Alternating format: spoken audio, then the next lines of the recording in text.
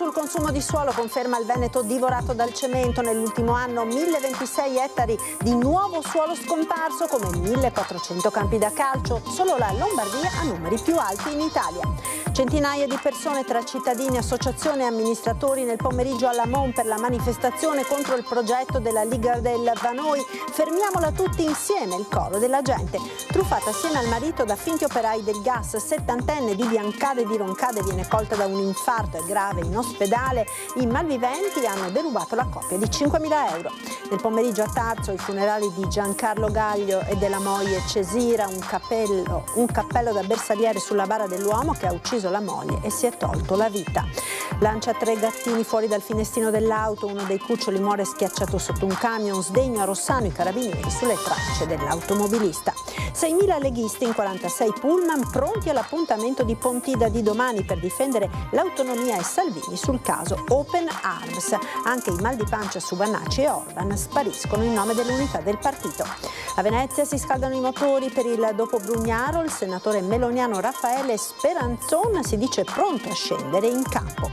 2 penne nere trevigiane trovano a Nervesa la piastrina smarrita nel 1943 da un alpino vicentino nel ritorno a casa, il cimelio restituito ai figli dell'uomo morto oltre 20 anni fa.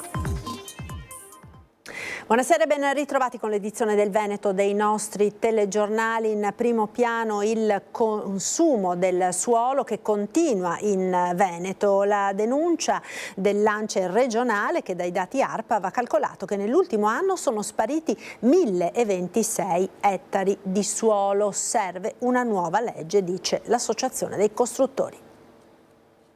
1026 ettari di terreno spariti in Veneto nell'ultimo anno, una superficie pari a quella di oltre 1400 campi da calcio trasformata in cemento a fronte di 287 ettari di suolo ripristinati. Il bilancio è di 739 ettari consumati che si aggiungono a quelli degli anni precedenti per un totale pari all'11,9% dell'intero territorio regionale, molto al di sopra della media nazionale, piazzando il Veneto al secondo posto in Italia dopo solo la Lombardia.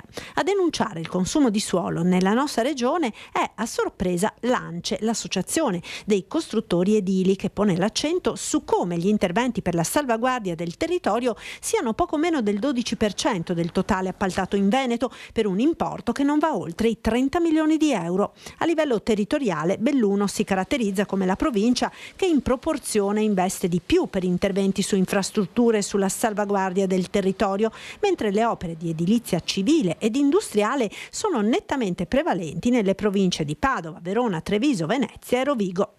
Secondo ANCE serve una nuova legge nazionale. Solo la regione, solo il comune può decidere che operazioni fare sul nostro territorio, perché lo conosciamo bene, ed è per questo che bisogna dare una mano dal punto di vista governativo ad avere il coraggio, per esempio, di andare a fare determinati cambi d'uso, soprattutto di aree industriali che non ha più senso avere in Veneto, che non ha più senso avere sulle nostre grandi città, perché una volta si avevano anche dei grandi complessi industriali in centro città.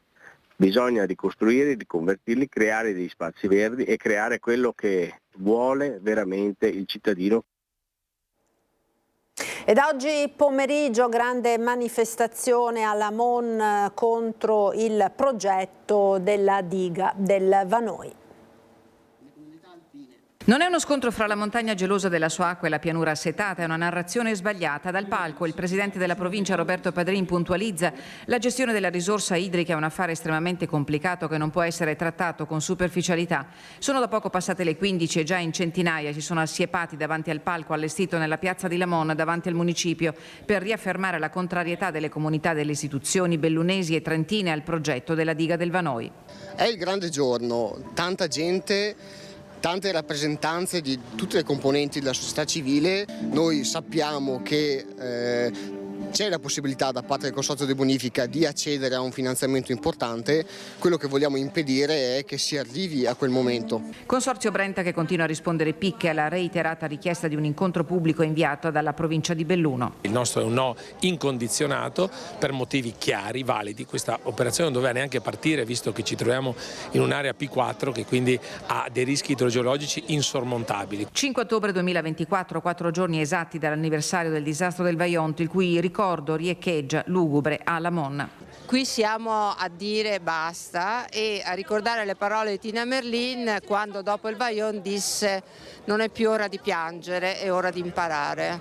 Crediamo che dopo 60 anni la lezione dovrebbe essere assolutamente acquisita. Quasi 8.000 le firme raccolte dai comitati che intendono organizzarsi con una carovana per consegnare le sottoscrizioni alla Regione Veneto.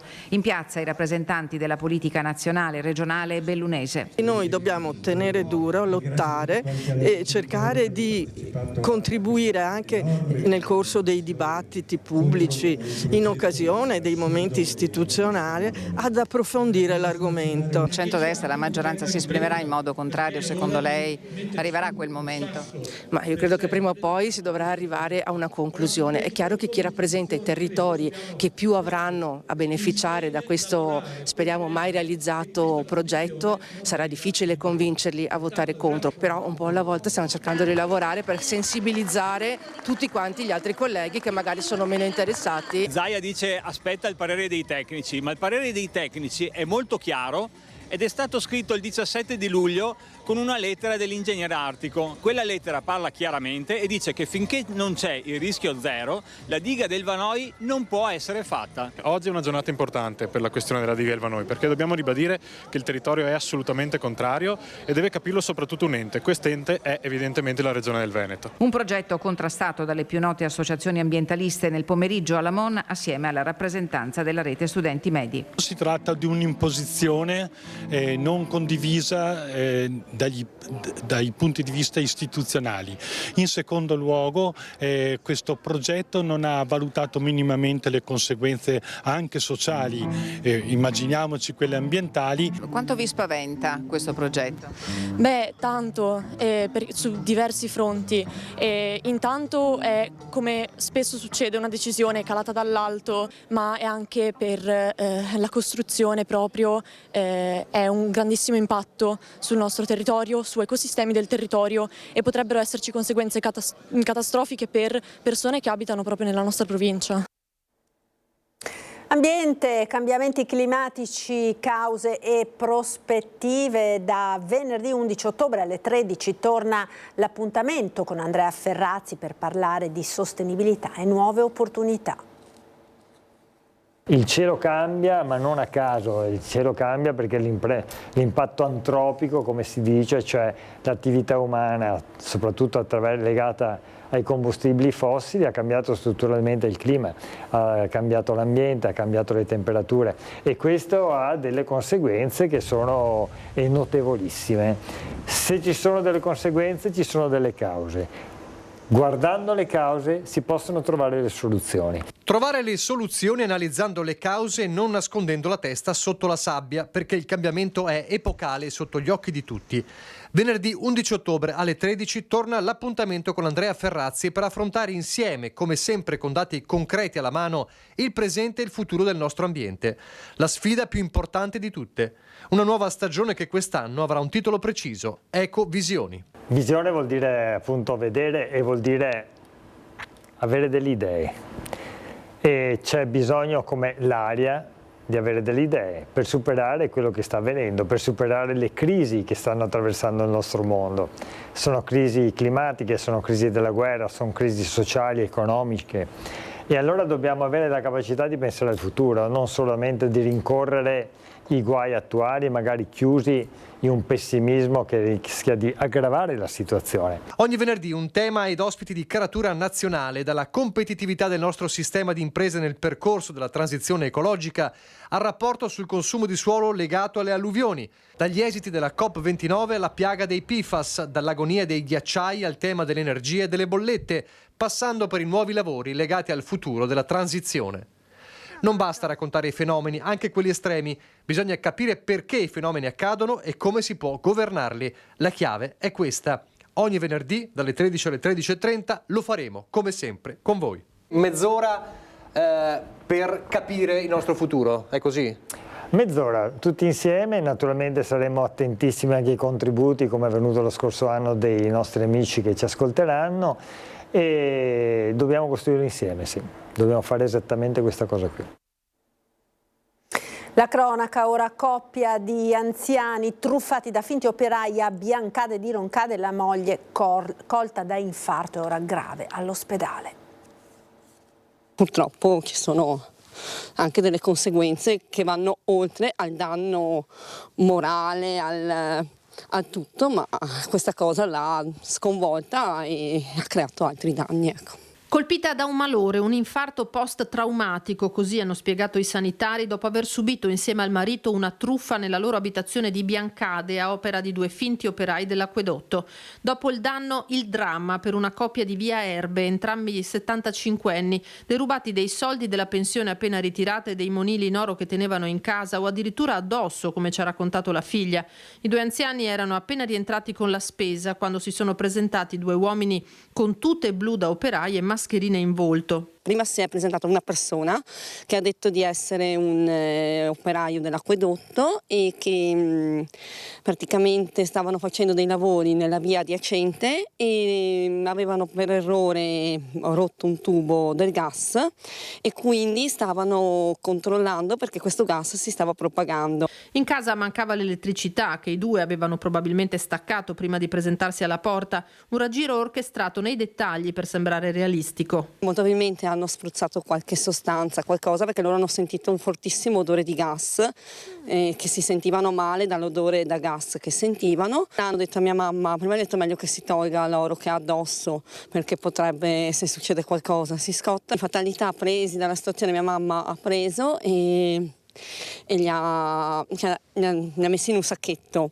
e dopo lui gli ha detto però signora avete anche i rubinetti al piano di sopra, vado subito a controllare anche là, le tengo il sacchetto, ed è partito col sacchetto e nell'uscire ha anche rubato il portafoglio dalla borsa di mia mamma con tutti i documenti. A quel punto i malviventi che comunicavano tra loro con i walkie-talkie si sono defilati, forse aiutati da un terzo complice, spariti soldi e preziosi per circa 5.000 euro, presentata denuncia ai carabinieri. Sembrava che il peggio fosse passato, invece la moglie si è sentita male tanto da venire ricoverata d'urgenza.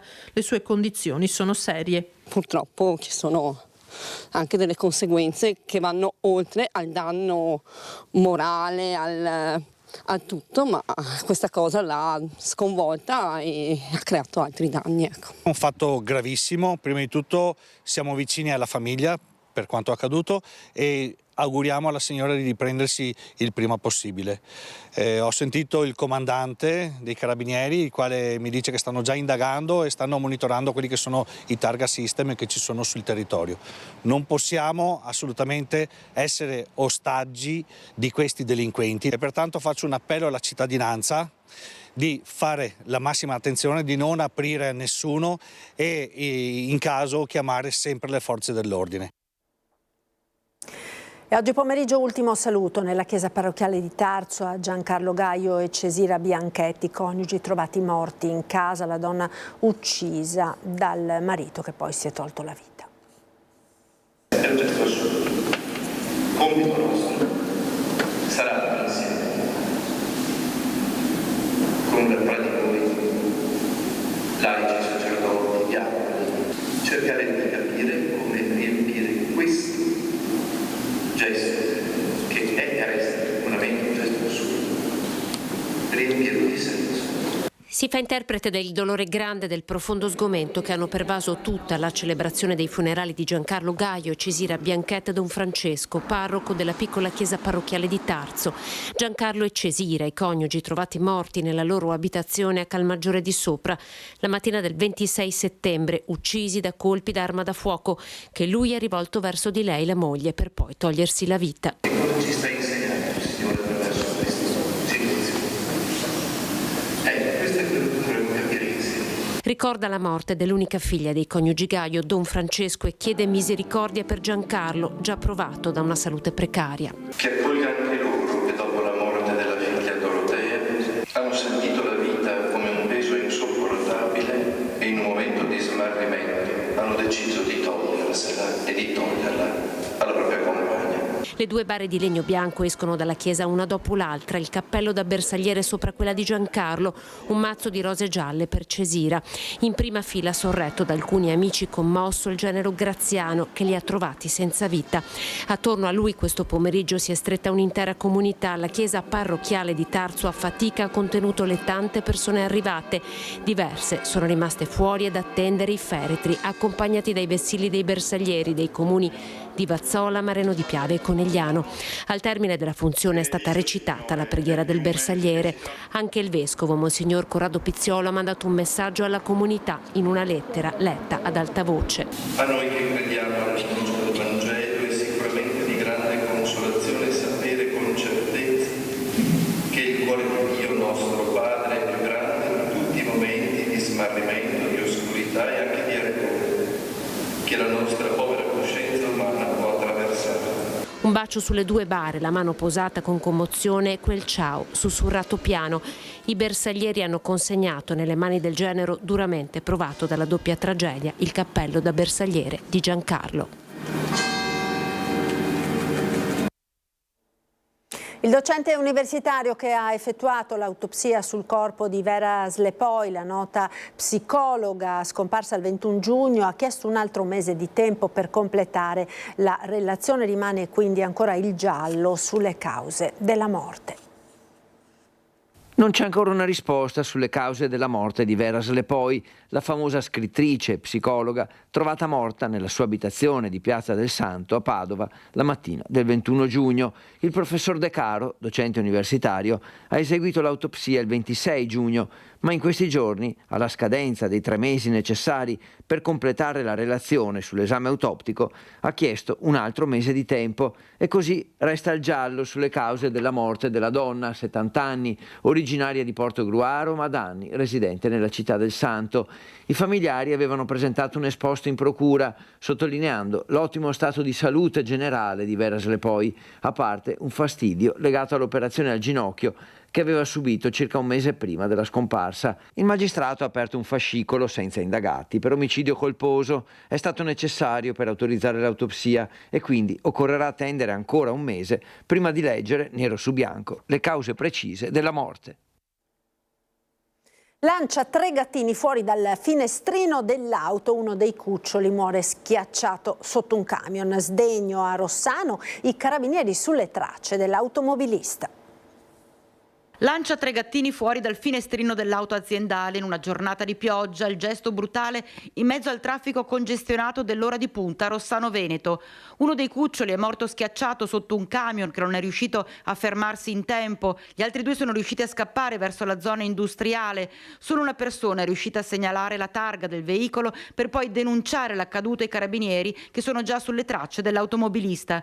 I gattini sopravvissuti sono stati nel frattempo recuperati e presi in carico da una volontaria dell'EMPA Bassano che se ne sta prendendo cura in attesa che vengano adottati. Intanto il responsabile rischia una denuncia penale con multe pesanti sino all'arresto per maltrattamento degli animali.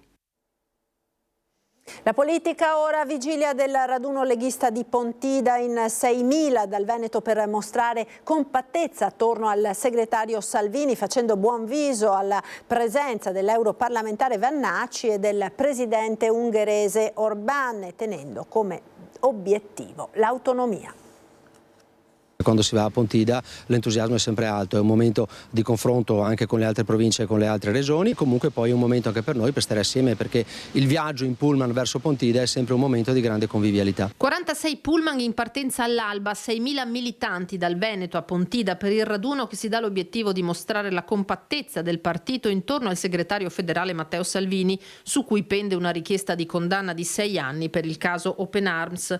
Non è reato difendere i confini, la scritta sul palco. Se l'edizione 2023 è stata quella delle spaccature, questa deve essere, almeno sulla carta, quella dell'unità. Noi siamo il partito che dopo Berlusconi persona probabilmente è stato più attaccato da tutto quanto un sistema giudiziario e anche informativo, perché qualsiasi cosa faccia la Lega non va mai bene. Il fatto che la Lega sia ancora un partito che con il sistema forse ha poco da spartire lo dimostrano anche queste cose. Il segretario trevigiano Coin respinge al mittente i mugugni pugni per la presenza dell'europarlamentare Roberto Vannacci e del presidente ungherese Viktor Orbán. Chi è eletto e parlo di Vannacci ha comunque un voto popolare. Non dimentichiamoci che ha preso 500.000 preferenze, oltre 500.000 preferenze a livello nazionale, e che qui in Veneto, nel collegio del nord-est, gli eletti per volontà popolare sono Cisinte Vannacci. Se qualcuno non andrà bene, se lo farà andare bene. Il padovano Roberto Marcato si fa andar bene i nazionalisti, Orbán e Vannacci per mera ragion di Stato. Ho poco a che spartire con Vannacci e con Orbán, dopodiché mi rendo conto che c'è bisogno di alleanze a livello europeo per fare le cose. I militanti, la base, sono concentrati sull'obiettivo autonomia, sottolinea Marcato. Adesso siamo all'inizio di questo percorso, le resistenze sono tantissime e noi dobbiamo essere lì in tanti per rompere queste resistenze di una parte di paese che è assolutamente conservatrice. Nel mirino anche il Partito Democratico. Vanessa Camani, capogruppo in regione, ha accusato il presidente Luca Zaia di aver escluso il Consiglio dalla trattativa. Non abbiamo fatto nessuna trattativa e che comunque voglio anche ricordare che ho un mandato del Consiglio chiaro che mi dà mandato ad andare a fare le trattative, visto e considerato che comunque la legge Calderoli permette di chiedere una trattativa su 9 materie. Ho capito che qualcuno vorrebbe che io ne chiedessi una o neanche una, io ne chiedo 9. Il segretario regionale di Fratelli d'Italia De Carlo è pronto a sostenere la candidatura di Raffaele Speranzon a sindaco di Venezia, una presa di posizione che di fatto apre la corsa al dopo Brugnaro. Io, se fosse Speranzon il candidato che decidesse del candidato, mi trasferirei a Venezia a fargli la campagna elettorale, mi pare evidente. Se fosse necessario, il segretario regionale di Fratelli d'Italia Luca De Carlo è pronto a trasferirsi in Laguna per sostenere la corsa di Raffaele Speranzon, primo cittadino di Venezia. La dichiarazione di disponibilità ad accettare un'eventuale candidatura a sindaco, espressa dal coordinatore cittadino del partito, ha di fatto aperto la campagna elettorale per la successione a Cafarsetti. Una carica per la quale Speranzon, 53 anni e una solida carriera politica alle spalle, oggi è vicepresidente vicario al Senato del gruppo di Fratelli d'Italia, è pronto. Raffaele è mio amico da tutta la vita, è sempre stato pronto a qualsiasi cosa il partito gli abbia chiesto, quindi non mi stupisce che sia pronto anche se gli dovessimo chiedere di fare il sindaco di Venezia. A me piace la classe dirigente così, che ha fame e voglia. Raffaele Speranzon è stato già candidato sindaco a Venezia nel 2005, allora c'era Alleanza Nazionale, raccogliendo il 6,5% dei voti. Politicamente si tratta di un'era geologica. Oggi Fratelli d'Italia si contende con il Partito Democratico il primato in comune, ma nel centro-destra la candidatura del sindaco a Venezia si inserisce anche nella scelta della presidenza regionale, in un quadro in cui peraltro non si sa neanche con certezza quando si andrà alle urne. Brugnaro è stato eletto la prima volta il 15 giugno del 2015. Secondo Speranzon, lo scenario più probabile è che si voti nella primavera del 2026. Una storia che parte a Nervesa della battaglia e arriva a Malo. Qualche giorno fa è stata riportata la piastrina militare ai familiari di Alfonso Migliorini, detto Lallo, un alpino che durante il rientro a casa nel 1943 la smarrì proprio nel Trevigiano. Una storia di guerra, di rievocazione della memoria storica, di emozioni di una famiglia che ritrova un segno nascosto dagli anni e dalla terra, in questo caso del papà. Parliamo di una piastrina militare ritrovata e riconsegnata ai figli di Alfonso Migliorini, detto Lalo, morto nel 1999, alpino di Malo della divisione Iulia, che dopo il 1943, mentre rientrava a casa, la perse nel Trevigiano. A raccontarne la storia i figli Nadia, Luciano e Rosanna. È stato chiamato giovane, perché allora partivano giovane, e in Grecia e in Albania. Fortuna è stata che si è congelato i piedi e lo hanno rispedito a casa, fatto la convalescenza, passato questo periodo, lo hanno richiamato di nuovo sotto le armi e loro è andato in Francia e Aosta. Da lì dopo sono partiti per qua, verso il nostro territorio del Friuli, e da lì hanno deciso di venire a casa perché sennò se lo trovavano lo portavano in campo a Salò. È stato fatto prigioniero, ecco, è riuscito a fuggire, ecco. E verso la tradotta, dicevano una volta, questa ferrovia, e da lì piano piano a piedi sono arrivati a casa. Piastrina che è stata ritrovata da Fausto Zanata e Lino Bernardi dell'associazione Battaglia del Solstizio e riconsegnata ai familiari di Alfonso. Ci sono degli alpini del Narvese Battaglia che si dedicano a cercare questi reperti di guerra. E passando vicino a questa ferrovia hanno sentito suonare il detector lì e hanno guardato bene e hanno trovato queste piastrine che per loro sono cose rare da trovare, di solito trovano pallottole, resti bellici, insomma, ecco, allora erano felici e vedevano l'ora di contattarsi. Piastrina che ora campeggia su un quadretto vicino alla croce al merito di guerra con cui fu insignito. Qual è stato l'effetto che va fatto? La pelle d'oca. Emozionatissimi proprio, non ci aspettavamo una cosa del genere. Sarebbe stato bello se l'avessero trovata finché era in vita ancora. Ed era questo l'ultimo servizio, grazie per essere stati con noi. Subito dopo la sigla vi ricordo le previsioni del tempo con il nostro meteo. Arrivederci.